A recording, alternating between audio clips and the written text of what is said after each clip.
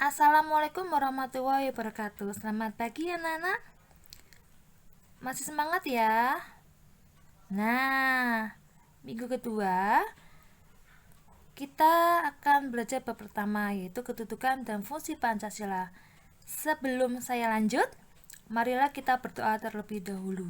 Berdoa dimulai. Selesai. Nah, terima kasih anak-anak yang sudah mengumpulkan tugas kemarin ya, minggu kemarin ya. Bagi yang belum, masih Bu Efta tunggu ya.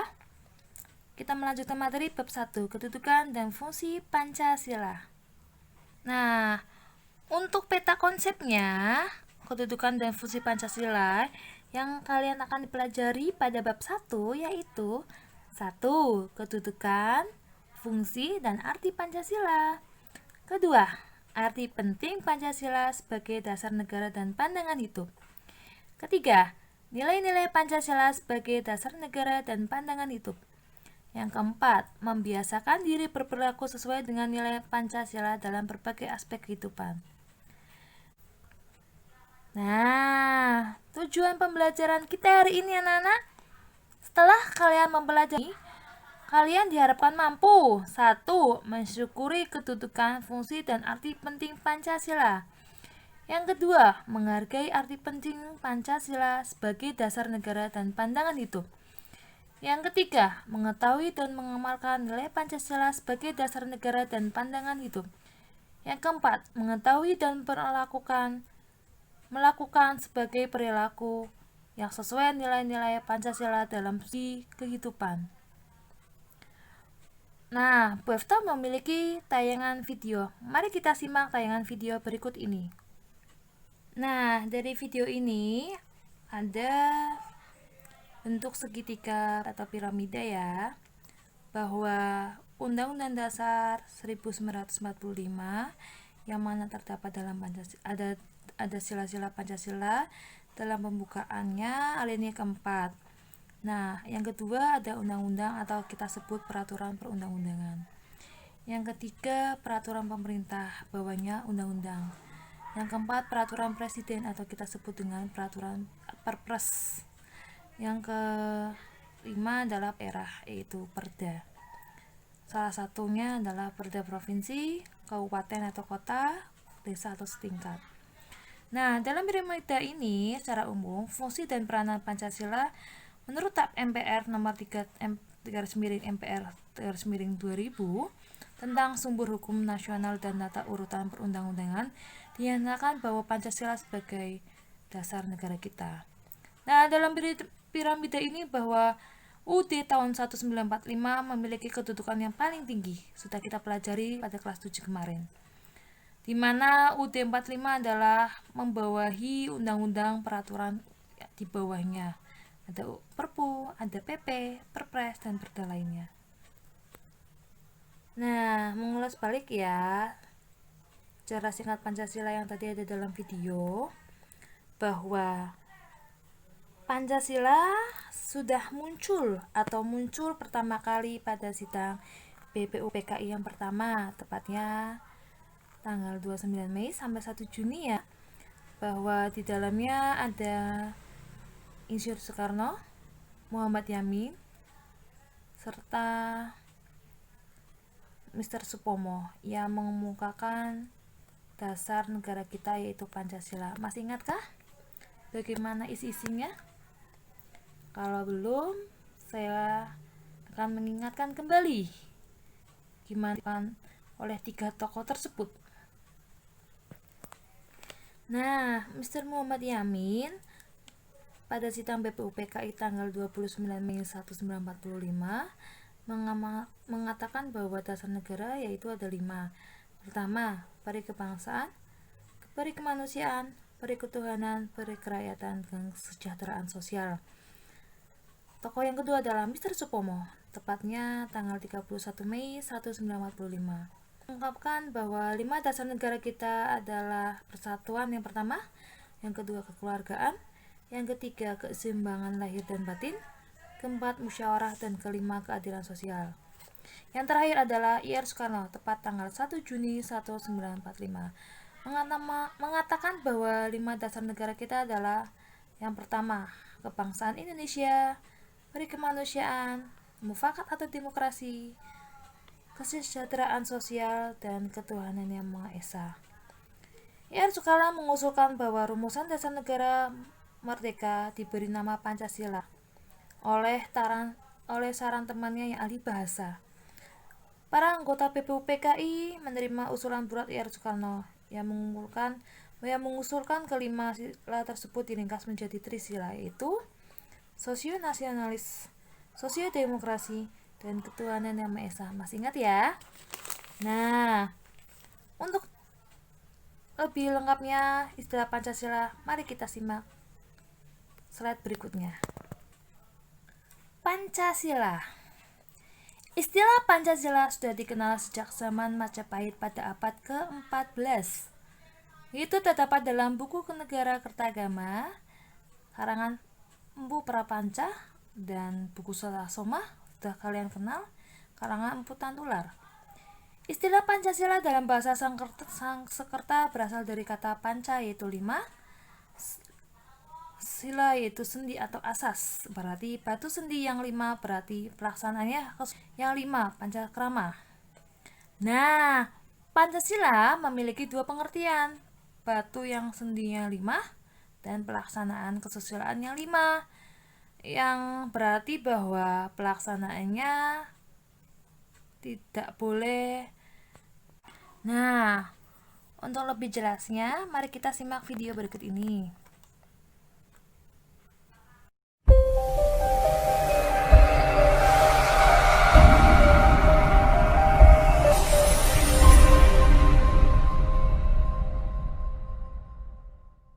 Arti kedudukan dan fungsi Pancasila.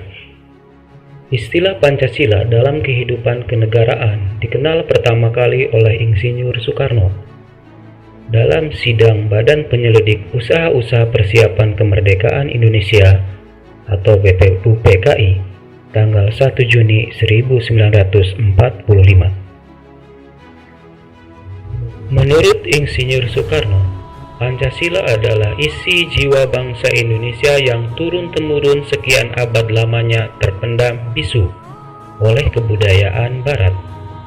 Dengan demikian, Pancasila tidak saja falsafah negara, tetapi lebih luas lagi, yaitu falsafah bangsa Indonesia.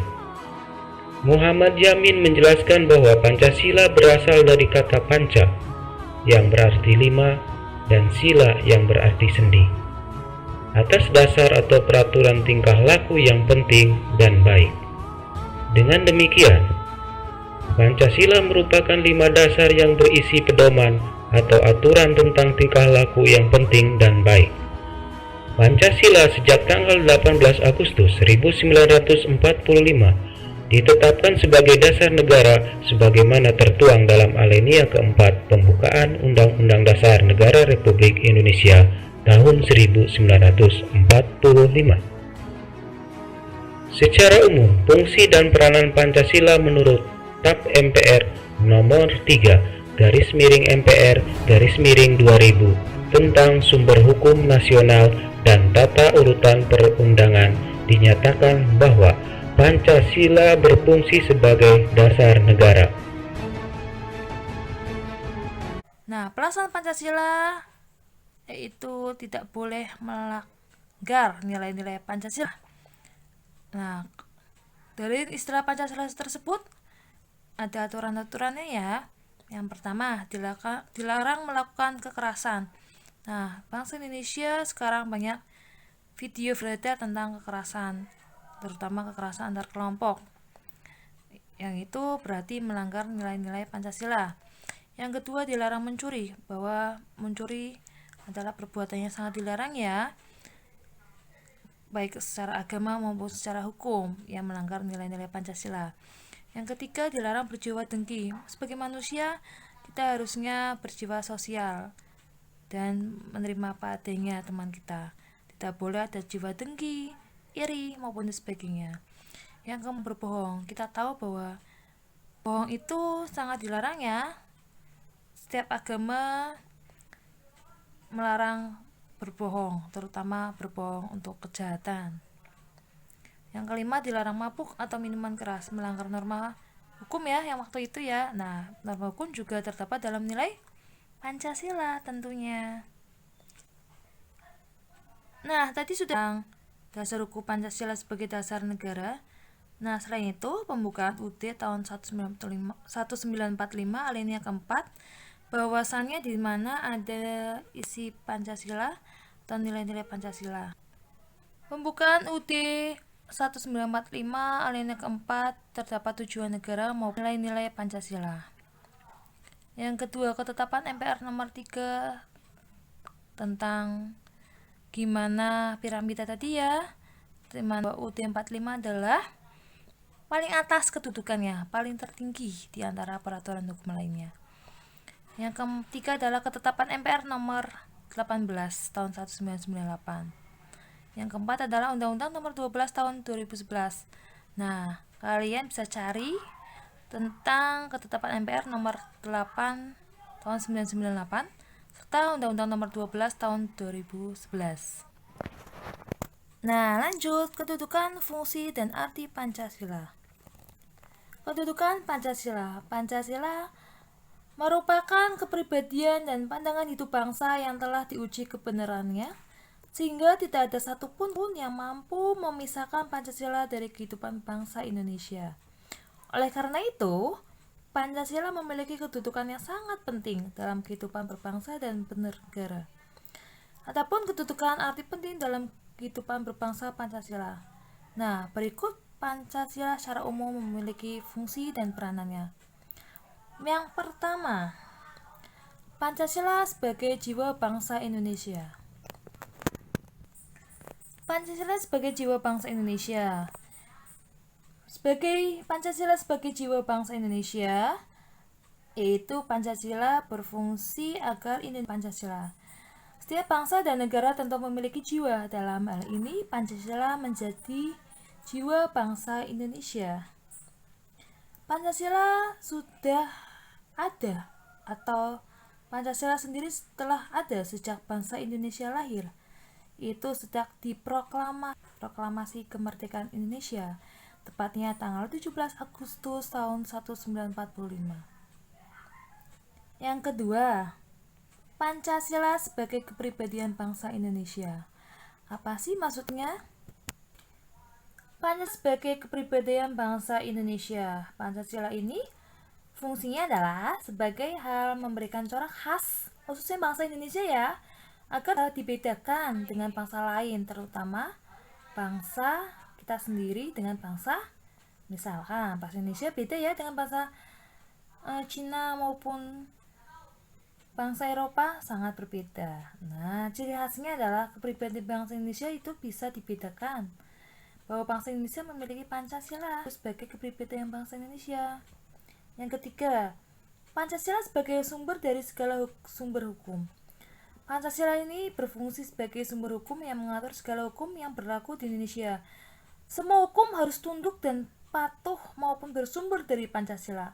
Setiap hukum dan tidak boleh bertentangan dengan Pancasila. Setiap Pancasila maupun nilai-nilai Pancasila merupakan nilai dasar, sedangkan hukumnya adalah nilai instrumental dari 9 penjabaran dari nilai dasar. Lanjut ya. Pancasila sebagai perjanjian luhur. Fungsi Pancasila tersebut adalah telah disepakati melalui sidang PPKI atau Panitia Persiapan Kemerdekaan Indonesia, tepatnya tanggal 18 Agustus tahun 1945.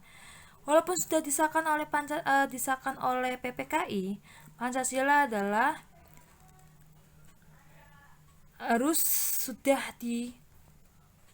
merupakan adalah PPKI sebenarnya adalah badan yang mewakili suara rakyat. Jadi Pancasila adalah hasil perjanjian bersama rakyat bangsa Indonesia.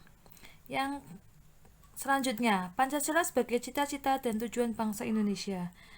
Pancasila memiliki fungsi yaitu untuk menciptakan masyarakat adil dan makmur sesuai dengan tujuan bangsa Indonesia, terutama pembukaan alinea ke-4 UUD tahun 1945. Lanjut, Pancasila sebagai satu-satunya asas dalam kehidupan berbangsa dan bernegara. Pancasila sebagai konsekuensi diterapkannya oleh bangsa Indonesia sebagai dasar negara juga merupakan perwujudan melaksanakan Pancasila secara murni dan konsekuen. Yang kelima, Pancasila sebagai moral pembangunan. Mana sih bahwa Pancasila sebagai adalah acuan tolak ukur. Pancasila sebagai moral pembangunan adalah Pancasila dijadikan kerangka, acuan tolak ukur, parameter arah dan tujuan dan pembangunan bangsa Indonesia. Nah, untuk pembelajaran hari ini selesai. Tugasnya yang pertama adalah 1. Apa sih arti Pancasila bagi bangsa Indonesia?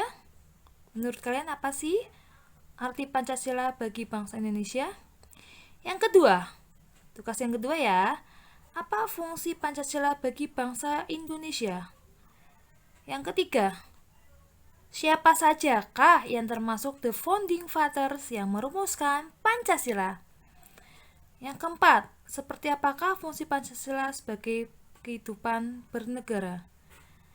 Yang kelima, bagaimanakah cita-cita dan tujuan bangsa Indonesia? Nah, jangan lupa ya dikerjakan tugasnya.